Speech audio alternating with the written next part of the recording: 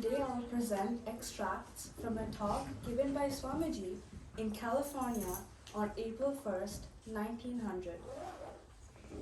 Almost the same circumstances which gave birth to Buddhism in India surrounded the rise of Krishna. Not only this, the events of that day we find happening in our own times. With Buddhism, we have two words. In Sanskrit, one is translated religion, the other a sect. It is the most curious fact that the disciples and descendants of Krishna have no name for their religion, although foreigners call it Hinduism or Brahmanism. There is one religion and there are many sects. The moment you give it a name, individualize it, separate it from the rest, it is a sect, no more religion. A sect proclaims its own truth and declares that there is no truth anywhere else. Religion believes that there has been and still is one religion in the world. There never were two religions. It is the same religion presenting different aspects in different places. The task is to conceive the proper understanding of the goal and scope of humanity. This was the great work of Krishna, to clear our eyes, to make us look with broader vision upon humanity in its march upward and onward. His was the first heart that was large enough to see the truth in all. His the first lips that uttered beautiful words for each and all. This Krishna preceded Buddha by some 1,000 years. A great many people do not believe that he ever existed. Some believe that the worship of Krishna grew out of the old sun worship. There seems to be several Krishnas. One was mentioned in the Upanishads. Another was king. Another a general. All have been lumped in one Krishna. It does not matter much. The fact is, some individual comes who is unique in spirituality. Then all sorts of legends are invented around him. But all the Bibles and stories which come to be cast upon this one person have to be recast in this mold of his character. All the stories of the New Testaments have to be modeled upon the accepted life and character of Christ. In all of the Indian stories of Buddha, the one central note of that whole life is kept up: sacrifice for others. In Krishna, we find two ideas stand supreme in his message. The first is harmony of different ideas. The second is non-attachment. A man can attain to perfection, the highest goal, sitting on a throne, commanding armies, working out big plans for nations. In fact, Krishna's great sermon was preached on the battlefield. Krishna saw plainly through the vanity of all the mummeries, mockeries, and ceremonials of the old priests, and yet he saw good in them. If you are a strong man, very good, but do not curse others who are not strong enough for you. Everyone says, "Woe unto you people," who says, "Woe unto me that I cannot help you." The people are doing all right to the best of their ability, and means and knowledge. Woe unto me that I cannot lift them to where I am. So the ceremonials, worship of gods, and myths are all right. Krishna says, why? Because they all lead to the same goal. Ceremonies, books, and forms, all these are links in the chain. Get hold. That is the one thing. If you are sincere and have really got hold of one link, do not let go. The rest is bound to come. But people do not get hold. They spend the time quarreling and determining what they should get hold of, and do not get hold of anything. We are always after truth, but never want to get it. We simply want the pleasure to go about and ask.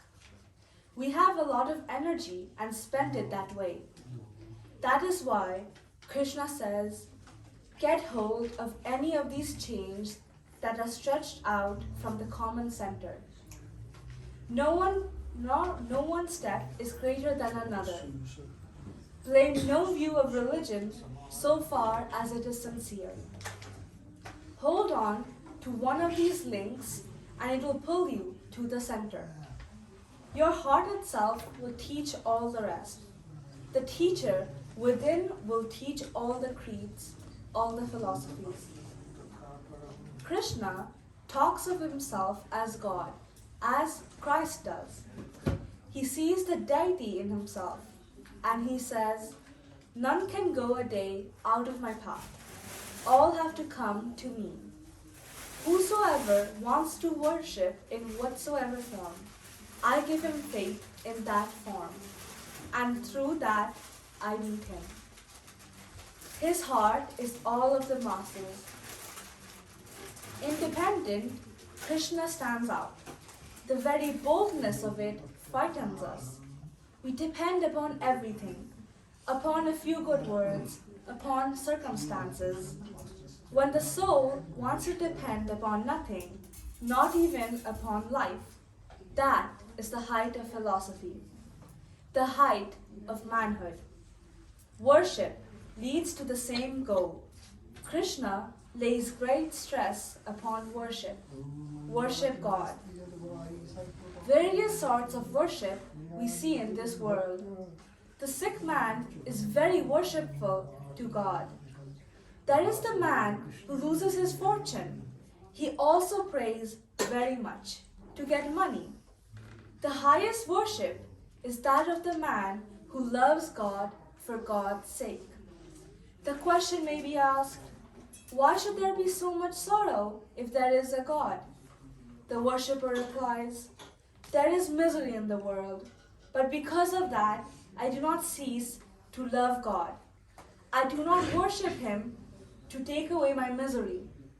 I love him because he is love himself. The other types of worship are lower grade, but Krishna has no condemnation for anything. It is better to do something than to stand still. The man who begins to worship God will grow by degrees and begin to love God for God's sake. How to attain purity living this life? Shall we all go to the forest caves? What good would it do? If the mind is not under control, it is no use living in a cave, because the same mind will bring all disturbances to bear. We will find 20 devils in the cave, because all devils are in the mind. If the mind is under control, we can have the cave anywhere, wherever we are. It is our own mental attitude which makes the world what it is for us. Our thoughts make things beautiful. Our thoughts make things ugly. The whole world is in our own minds. Learn to see things in the proper light. First, believe in this world that there is meaning behind everything. Everything in the world is good, is holy, and beautiful.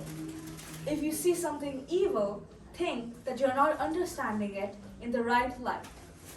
Throw the burden on yourselves. Work day and night. Behold, I am the Lord of the universe. I have no duty. Every duty is bondage, but I work for work's sake. If I cease to work for a minute, there would be chaos. So do thou work without any idea of duty. This world is a play. You are his playmates. Go on and work, without any sorrow, without any misery. See his play in the slums, in the saloons. Work to lift people, not that they are vile or degraded. Krishna does not say that. Do you know why so little work is done? My lady goes to the slum. She gives a few ducats and say, "My poor man, take that and be happy." Or my fine woman, walking through the street, sees a poor fellow and throws him 5 cents. Think of the blasphemy of it. Blessed are we that the Lord has given us his teaching in our own testament. Jesus says, "Inasmuch as ye have done it unto the least of these my brethren, ye have done it unto me." It is blasphemy to think that you can help anyone. First root out this idea of helping, and then go to worship. God's children are your master's children, and children are but different forms of the Father. You are his servant. Serve the living God. God comes to you in the blind, in the halt, in the poor, in the weak, in the diabolical. What a glorious chance for you to worship. The moment you think you are helping, you undo the whole thing and degrade yourself. Knowing this work, what follows? You say, you do not get that heartbreak, that awful misery. Then work is no more slavery. It becomes a play. Enjoy yourself. Work. Be unattached. That is the whole secret. If you get attached, you become miserable. Unattached love will not hurt you. Do anything. Marry. Have children. Do anything you like. Nothing will hurt you. Do nothing with the idea of mind. Duty for duty's sake. Work for work's sake. What is that to you? You stand aside. When we come to that non-attachment, then we can understand the marvelous mystery of the universe. How it is intense activity and vibration, and at the same time intensest peace and calm. How it is work every moment and rest every moment. That is the mystery of the universe. The impersonal and personal in one. The infinite and finite in one. Then we shall find the secret. He who finds in the midst of intense activity the greatest rest, and in the midst of the greatest rest, intense activity, he has become a yogi. He alone is a real worker, none else. We do a little work and break ourselves. Why? We become attached to that work. We do not become attached. Side by side with it, we have infinite rest. How hard it is to arrive at this sort of non-attachment. Therefore, Krishna shows us the lower ways and methods, the easiest way for everyone to do his or her work, and not take the results. It is our desire that binds us. If we take the results of action, whether good or evil, we will have to bear them. But if we work not for ourselves, but all of the glory of the Lord, the results will take care of themselves. To work, you have the right, but not the fruits of thereof. The soldier works for no results. He does his duty. If defeat comes, it belongs to the general, not to the soldier. We do our duty for love's sake. Love for the general, love for the Lord. If you are strong, take up the Vedanta philosophy and be independent. If you cannot do that, worship God. If not, worship some image. If you lack strength even to do that, do some good works without the idea of gain. Offer everything you have onto the service of the Lord. Fight on. Leaves and water and one flower. Whosoever lays anything on my altar, I receive it with equal delights. If you cannot do anything, not a single good work, then take refuge in the Lord. The Lord resides within the heart of the being. making them turn upon his will. Do thou, with all thy soul and heart, take refuge in him. These are some of the general ideas that Krishna preached on this idea of love in the Gita. There are, in other books, sermons on love, as with Buddha, as with Jesus. A few words about the life of Krishna. There is a great deal of similarity between the lives of Jesus and Krishna. A discussion is going on as to which borrowed to the other. There was a tyrannical king in both places. Both were born in a manger. The parents were bound in both cases. Both were saved by angels. In both cases, all the boys born in that year were killed. The childhood is the same. Again, in the end, both were killed. Krishna was killed by accident. He took the man who killed him to heaven. Christ was killed and blessed the robber and took him to heaven. There are great similarities in the New Testament and the Gita. The human's thought goes the same way. I will find you the answer in the words of Krishna himself. Whenever virtue subsides and irreligion prevails, I come down. Again and again I come. Therefore, whenever thou seest a great soul struggling to uplift mankind, know that I am come and worship. At the same time, if he comes as Jesus or as Buddha, why is there so much schism? The preaching must be followed. A Hindu devotee would say, it is God himself who became Christ and Krishna and Buddha and all these great teachers. A Hindu philosopher would say, these are the great souls, they are already free. And though free, they refuse to accept their liberation while the whole world is suffering. They come again and again, take a human embodiment and help mankind. They know from their childhood that they are and what they come from. They do not come through bondage like we do. Glory unto the great soul whose lives we have been studying. These are the living gods of the world. These are the person whom we ought to worship. If he comes to me, I can only recognize him if he takes a human form. He is everywhere and we do see him. We can only see him if we take the imitation of a man. If men and animals are manifestations of God, these teachers of mankind are leaders, are gurus. Therefore, salutations unto you, whose footstool is worshipped by angels.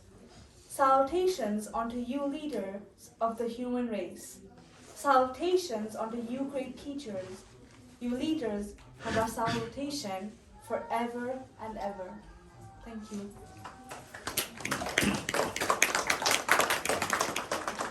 Now with this Anjali.